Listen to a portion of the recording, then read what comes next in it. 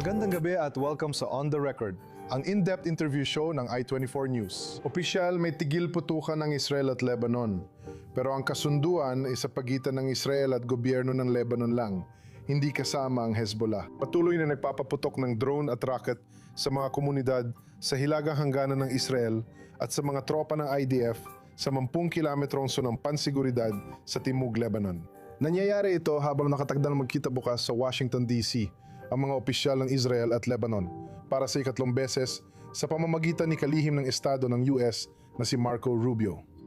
Ano ang epekto ng patuloy na labanan sa usapang diplomatiko ng Israel at Lebanon? At kaya bang tiisin ng pamahalaan ng Lebanon ang lumalaking panloob na pressure na dulot ng Hezbollah at talagang tanggalan ito ng armas? Kaya para mas maintindihan ang sitwasyon sa hilagang hangganan ng Israel, kasama ko si Sarit Sihavi.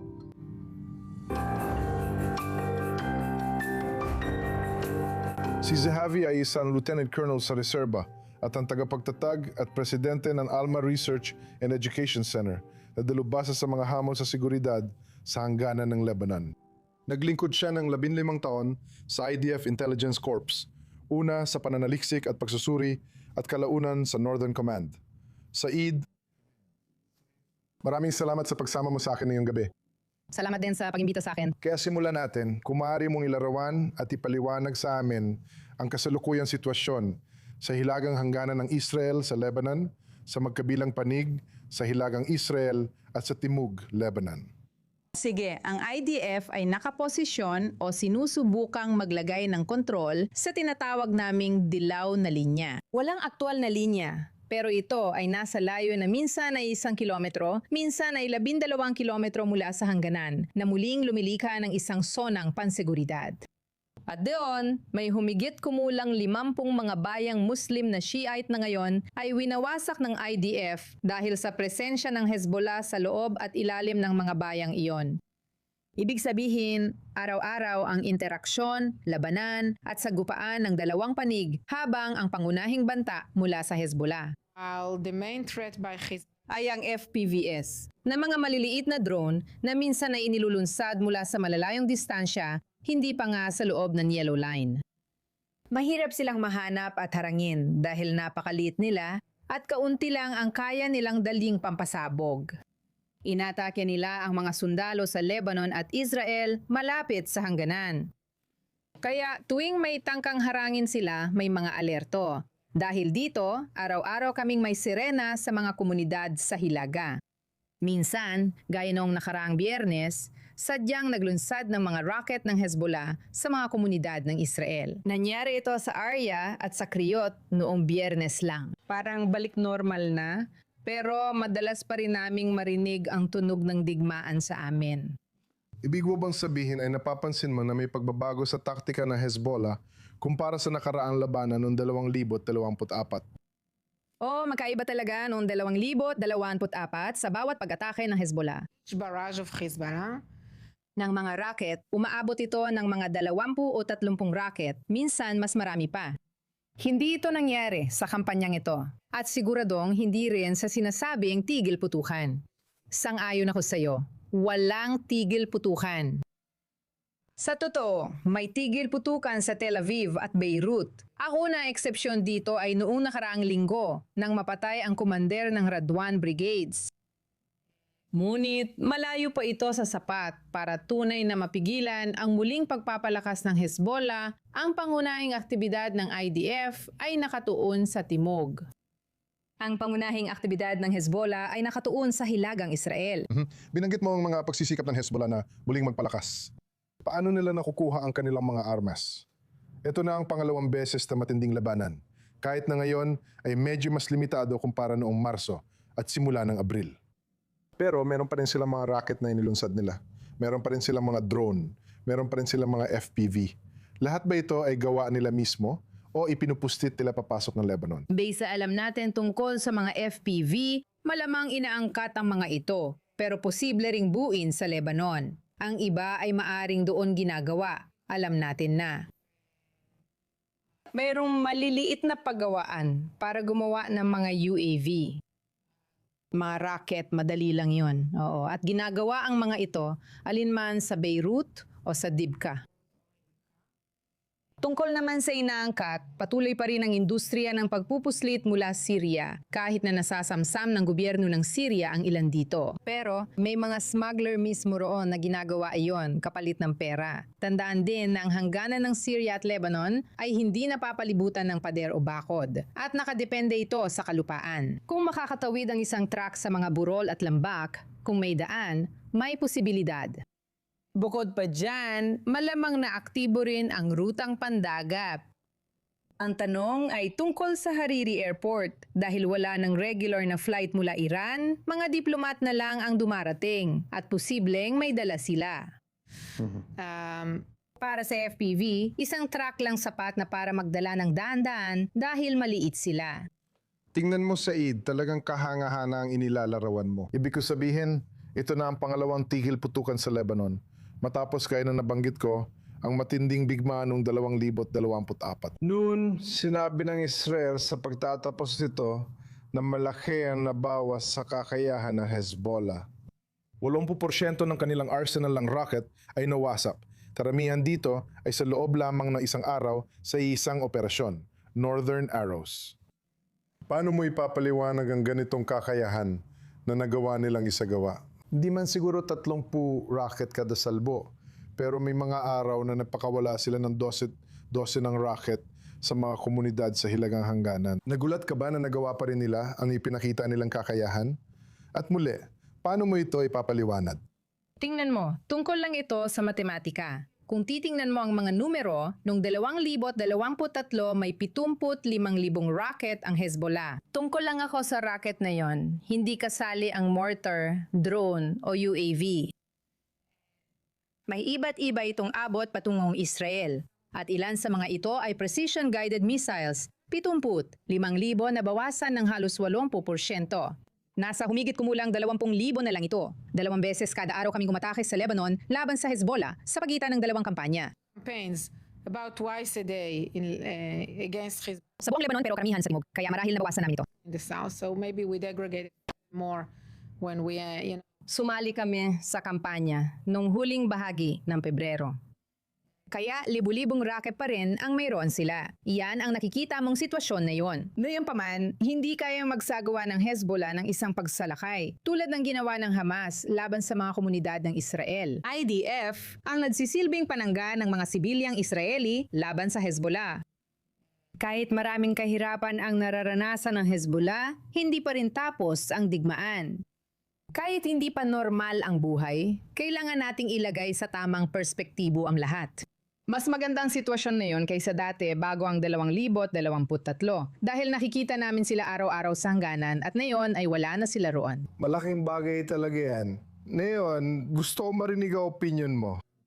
Sino ang namumuno sa Hezbollah na yon? Gaano kalaki ang impluensya ng Iran at IRGC sa mga desisyon? Kumikilos ba ang Hezbollah ng mag-isa o sumusunod sila sa mga utos mula sa Tehran? Hindi talaga sila kumikilos na mag-isa. Hanggat aktibo pa ang embahada ng Iran sa Beirut, magiging madali para sa mga Iranian na ipagpatuloy ang kanilang pakikialam sa Hezbollah. Punong tanggapan talaga ito ng IRGC sa loob ng Beirut. At nakita natin sa pagitan ng 2 kampanya ang aktwal na presensya ng mga Iranian sa Hezbollah sa proseso ng muling pagpapalakas, sa proseso ng paggawa ng desisyon at iba pa. Hindi ko masabing sunod-sunuran si Naim Kassem, pero mas mahina siya kaysa kay Hassan Nasrallah at hindi siya itinuturing na katuwang. Hindi siya tinataya sa parehong paraan tulad ni Hassan Nasrallah at pare-pareho ang nararamdaman ng lahat tungkol sa kanya. Hindi ako sigurado kung ganito pa rin ang sitwasyon sa mga susunod na taon kung siya ay mabubuhay pa. Ibig ko sabihin, malinaw naman na wala makakapantay sa kanya kay Nasrallah na inilarawan hindi lang bilang pinakamalakas na tao sa Lebanon, kundi may ilan pa nga nagsabing siya ang pinakamalakas na tao sa Iran. Sang-ayon ako, lalo na sa Iran, mas mabuting kalimutan ang nakaraan. Mukhang may problema sila pagdating sa mga relihiyosong leader. Pero kapag tiningnan mo ang mga komandante, ilan sa kanila ang nakaligtas? Karamihan sa kanila ay napatay. Ang malaking bahagi ay napatay, pero may ilan na nakaligtas. At pati na rin ang ilan, yung mga nasa pagitan ng militar at politika na hindi relihiyoso, tulad din na Wafik Safa o Muhammad Raed. Tinaguriang anino ni Nasrallah si Wafik Safa sa mga espesyal na operasyon. Nabitiw siya sa kanyang Buhay na buhay pa rin. At si Muhammad Raed ay isang miyembro ng parlamento, pero napakalakas niya. Kaya meron talagang Tingnan mo, napakalaking puwang ang iniwan ni Nasrallah na sa tingin ko ay imposibleng punan. Pero tingnan mo, ang malino na tanong ngayon ay gaano kalaking banta ang Hezbollah sa Israel kung matatapos lang bigmaan na yon. Pagkatapos ng Oktubre 7, hindi ko na maitatanong yon dahil malinaw na maglalaan ng oras ang Hezbollah para muling buuin ang lakas nila, magtipon at mag-armas muli para silang bolang tumatalbog. Hindi ito tungkol sa pagpapakalma ng tensyon. Tama, yan ang totoo, kaya wag na natin sabihin ng halata. Ano ang dapat gawin niyon para di na maging banta ang Hezbollah sa Israel sa hinaharap? dapat mas humina ang Hezbollah. Hindi pa sapat na yon. At sa kasamaang palad, mula nang napigilan natin ang karamihan ng mga pag-atake sa Beirut at sa Dibka, kaya hindi natuloy ang proseso. At dapat ang gobyerno ng Lebanon ay dapat ay malakas at may sapat na presyon mula sa pandaigdigang komunidad. Dapat bumagsak ang Islamikong Republika ng Iran, kung hindi, di magbabago ang kalagayan sa Lebanon. Dapat tugisin ng pandaigdigang komunidad ang lahat ng pinansyal na gawain ng Hezbollah saan man. Kung mangyari lahat yan sabay-sabay, siguro baka makakita tayo ng tunay na pagbabago sa mga nangyayari. Sa ngayon, Israel lang ang tunay na lumalaban sa Hezbollah. Ginagawa ng pamahalaan ng Lebanon ang lahat para iwasan ang Hezbollah at puro positibong pahayag lang ang nakikita mula sa kanila. Ngunit hindi sapat ang mga pahayag. Pasensya na pero related ito sa susunod kong tanong. Isa sa mga pahayag na yon ay noong Pebrero, isang buwan bago ang digmaan, inihayag ni punong ministro Nawaf Salam ng Lebanon. Ang sandatahan lakas ng Lebanon ay may ganap na operasyonal na kontrol sa timog ng bansa. Ngayon, malinaw na nagkamali siya. May nagsasabing nagsisinungaling siya. Pero kaya ba ng sandatahang lakas ng Lebanon na magpadala ng tropa sa timog, bawiin ang soberanya at tanggalan ng armas ang Hezbollah? Mababa ang posibilidad. Para sa akin, ang prinsipyo ng pagtanggal ng armas sa Hezbollah that disarming Hezbollah ay dapat magsimula sa timog ay mali. Walang soberanya ang pamahalaan ng Lebanon sa timog sa loob ng 20 taon dahil sa Hezbollah. Teritoryo ng Hezbollah. Kung nais mong simula ng prosesong gawing soberanong estado ang Lebanon, magsimula sa Beirut. Dapat mong tiyakin na walang Hezbollah sa Beirut. Dapat mong siguraduhin na hindi napasok ng Hezbollah ang administrasyon. Paano mo magagawa iyon? Kailangan mo ng tapang at sumugal. Tulad ng sabi ko, dapat kang maging mas malakas. Maraming kailangang mangyari ng sabay. Tungkol naman sa Lebanese Army, we know who the alam namin kung sino-sino ang mga komandero na nakikipagtulungan sa Hezbollah at nananatili pa rin sila sa kanilang mga posisyon. Malinaw na sinabi ng pinuno ng hukbo na ayaw niyang makipagkomprontasyon sa Hezbollah, kaya laging magkakaroon ng kompromiso.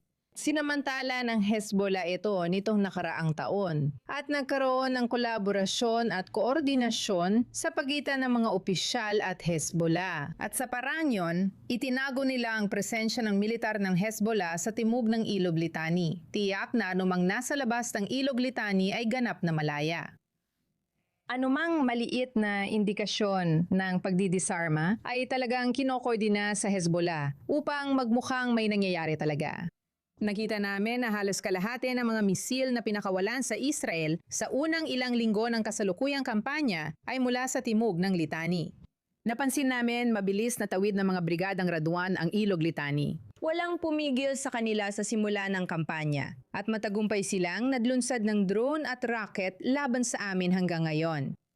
Kaya parang wala lang ang Lebanese na hukbo, wala naman silang ginawa. Kung hindi sila handang harapin ang Hezbollah at tanggapin ang panganib ng digmaang sibil, hindi ko nakikitang may magbabago sa masamang sitwasyon. Sa madaling salita, ang paglalarawan mo ay parang may estado sa loob ng estado dahil sa malalim na pagpasok sa mga institusyon at hukbo. Kaya si Pangulong Aoun, Joseph Aoun. May sapat ba siyang tapa? Sabi mo kailangan mo ng tapa ng liderato nila. May tapang ba siyang gawin ang mga hakbang na sinasabi mong kailangan? Bilang mananaliksik, lalo na mula Oktubre, pito natutunan kong hindi ko kayang basahin ang isip ng mga pinag-aaralan ko, kasama si Joseph Aoun. Pero kapag tinitingnan ko ang ginagawa niya, kaysa sa sinasabi niya, wala akong nakikitang anumang kilos. Aksyon, bibigyan kita ng isang napakaliit na halimbawa, okay? Ang tagapayo ni Joseph Aoun para sa muling pagtatayo ng Lebanon pagkatapos ng bigmaan na nanomina noong sa tingin ko 2025. Ang pangalan niya, Ali Khami. At siya ay naging ministro bilang kinatawa ng Hezbollah sa nakaraang gobyerno. At bago yon, siya ay naging miyembro ng parlamento bilang kinatawan ng Hezbollah. Siya ang responsabale at tagapayo ng presidente sa muling pagtatayo ng Lebanon matapos ang digmaan. Narito ang halimbawa. Bakit nasa pwesto pa rin ang lalaking ito? Bakit kaya? Inakap siya ni Joseph Aoun at pinapasok, sinasadya niya ito, alam niyang binibigyan niya ng lakas ang Hezbollah sa halip na pahinain. Kaya sa madaling salita, sinasabi mo na hindi lang dapat bugin ng militar na sangay ng Hezbollah, kundi pati na rin ang kanilang pampulitikang sangay. Hindi sila dapat magkaroon ng anumang presensya sa publiko ng Lebanon. Higit pa sa pampulitikang panalo, ilalagay ko muna yan sa tabi. Mas mahalaga ang buong estruktura ng Estado sa loob ng Estado na sinabi mo. Ibig sabihin nito ay mga paaralan, Boy Scouts, mga gasolinahan, bangko, supermarket, butika, lahat ng maiisip mo, mga aktibidad na pinansyal, serbisyong panlipunan, lahat ng yon. Nandyan ang Hezbollah para sa mga taga-suporta nito. At ngayon, may pagkakataon dahil sa base na Hezbollah ay napaalis mula sa mga lugar na yon kung saan kami nakikipaglaban. Dahil napaalis sila, sino ngayon ang nag-aalaga sa kanila? May pagkakataon ang pamahalaan ng Lebanon na tiyakin na sila lang, hindi ang Hezbollah, ang nag-aalaga sa mga napaalis. Pero galing sa Hezbollah ang namumuno, kaya hindi talaga ito nakikita. Tignan mo, sinasabi ng mga opisyal sa parehong Israel at US na walang magaganap na pag-atras ng mga puwersa ng Israel na isa sa mga pangunahing hinihingi na Hezbollah hanggat hindi pa natatanggalan ng armas ang Hezbollah. Maaring abutin yun ng mga taon, gaya na yung sabi. At sa ngayon, magpapatuloy ang Hezbollah sa pag-atake sa mga puwersa ng Israel sa Timog Lebanon at maaring pati na rin sa hilagang bahagi ng Israel. Kaya paano mo tutulungan ang dalawang direksyong ito? Diplomatikong negosasyon na bukas ay makikita natin ang panibagong round at itong patuloy na tensyon na walang katapusan sa ngayon dahil matatapos lang ito kapag nadisarmahan na ang Hezbollah. Una, natutunan natin itong mga nakaraang taon na may mga kamangha-manghang bagay na pwedeng mangyari sa gitnang silangan na hindi man lang natin naisip noon. Pero, siyempre, may limitasyon din dito. At siyempre, ang pagpirma ng kasunduan ng kapayapaan sa Lebanon na hindi pinapansin ang malaking problema, ang Hezbollah, at iniisip na nagkaroon na tayo ng kapayapaan. Kung hahayaan lang ang problemang ito at manatili ang Estado sa loob ng Estado, walang mareresolba at mawawala pa ang seguridad natin. Sa halip, mapupunta pa ang Lebanon sa Hezbollah. At kaya naman, talagang umaasa ako na hindi tayo mapipilitang umatras mula sa Lebanon dahil, alam mo, mga kasunduan at politika at alam mo na, yung mga formal na pulong ng mga nakakurbata. Maganda naman yun. Pero sa aktual na buhay, ang kailangan ng mga tao ay seguridad. Sa aktual na sitwasyon, natatakot kami para sa aming buhay. Sa aktual na pangyayari, ginaya ng Hamas ang plano ng Hezbollah. Umatake, kumuha ng bihag bilang panangga at tumatay ng mga Israeli. Inilatala ito ng Hezbollah ilang taon bago ikapito ng Oktubre. Kinopya ng Hamas ang plano ng Hezbollah. Kinopya ng Hamas ang plano ng Hezbollah. Nailatala ang plano ng Hezbollah. Ipinapakita ko ito sa aking sentro sa bawat reporter na pumapasok. Eksaktong ginawa ng Hamas ang plano na gusto ring gawin ng Hezbollah sa Galilea. Sa Galilea, pakiramdam ng mga tao ay maswerte silang hindi ito nangyari sa amin. Kaya wala nang opsyon na makita pa namin ang Hezbollah sa hangganan. Dati, araw-araw ko silang nakikita ron. Dati namin silang nakikita, handa sila. Nailagay na nila ang lahat ng armas at gamit para sa pagsalakay sa buong Timog Lebanon at mga lugar sa hangganan, kung saan walang kumilos. Kahit ang sandatahang lakas ng Lebanon o UNIFIL. At iyan ang dahilan kung bakit hindi na namin hahayaan na mangyari ulit iyon. Tulad ng sabi ko, hindi pinapakita ng gobyerno ng Lebanon na seryoso sila o may nagbago. 20 taon na ring lumipas mula noon. Ang nakaraang resolusyon na nagtakda ng ideya ng pagdidisarma sa Hezbollah sa Timog Lebanon. At wala namang nagbabago, puro salita lang. Kaya walang nagbago dahil hanggang ngayon, ang Hezbollah o Lebanon ay nasa ilalim ng impluensya ng Iran. Ngayon, mukhang nagbago na ito dahil sa US, mas sentral ang papel nila. Nakikita mo ba ang epekto ng Amerika? Sa tingin mo ba walang pulisiya ang Amerika? Hindi. Wala itong impluensyang politikal sa Hezbollah. Siguro militar, siguro ekonomiya, oo. Kung ipagbawal ng buong mundo ang lahat ng aktibidad pinansyal ng Hezbollah, malaking tulong iyon. Pero sa politika, walang epekto ang US. At kaya, hanggat umiiral pa ang Republikang Islamiko, sila ang boss ng Hezbollah. At hindi sila napipigilan. Ang paghadlang ay hindi bahagi ng kanilang bokabularyo. Na maaari mong iugnay sa mga taong may radikal na ideolohiya na gustong patayin tayo at gustong ipalaganap ang kanilang radikal na ideolohiya sa buong mundo. Ito ang dahilan ng kanilang pag-iral. Sige, kung gusto mo talaga ng pagbabago, siguraduhin mong may gumagawa ng konkretong aksyon, hindi lang puro pahayag. Tulad ng sabi ko, hindi yan gumagana at di ako naniniwala sa ganyang mga salita. Nandun ako, nakita ko, pagkatapos ng 2006, alam mo ba kung ilang pahayag ang ginawa bago ang 2006?